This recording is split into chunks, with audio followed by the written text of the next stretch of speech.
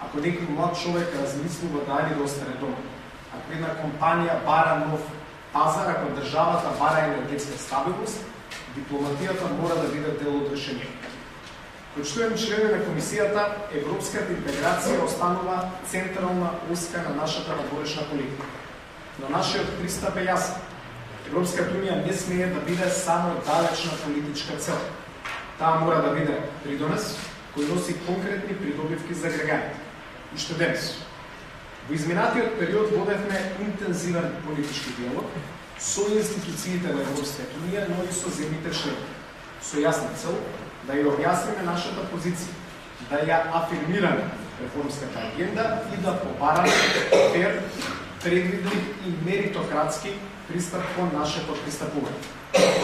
Нашата порака во таа смисла е принципијална. Сакаме да напредуваме врз основа на резултати, а не врз основа на политички условувања кои се биваат од година во година. Сакаме европски критериуми, европски правила и европска предвидливост. Тоа не е барање за пропуштање, тоа е барање за прачност. Во тој контекст, завршувањето на клучните документи, базите и акцијскиот план за малцинства представува важен чекор кон отварањето на кластерот 1.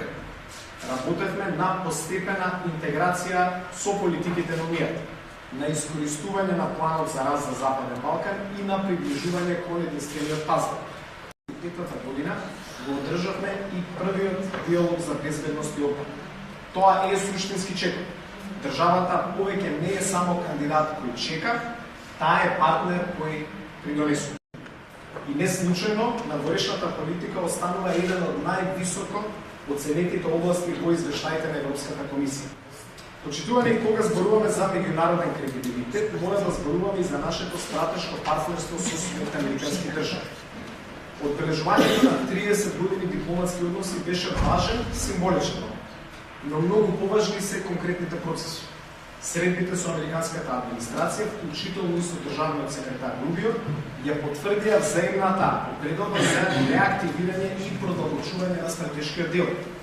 Одржувањето на неговата втора сесија на 7 април 2026 година во Вашингтон беше значаен политички момент.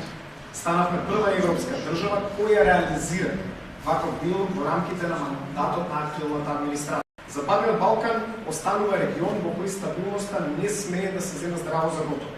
Нашата позиција во НАТО е важна за нас, за соседството и за пошироката евроатлантска безбедност. Диалог во добра вера. Но исто така сме должни да кажеме јасно.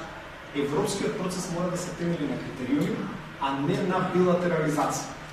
Коридорот 8 и железничкото поврзување се проекти од стратешко значење, не само за нас и за Бугарија, туку за поширокиот регион, за НАТО, за Европа. Почитувани пратеници, диаспората е посебен дел од нашата државна приказна. Нашите луѓе во светот не се само културна врска со татковината. Тие се економски, академски, политички и човечки капитал. Затоа се реализира нова стратегија за соработка со диаспората. Целта е диаспората да биде поврзана со развојот на државата, инвестиции, знаење, мрежи, култура, јазик и поддршка за младите. Во конзуларната работа фокусот го ставаме на граѓаните.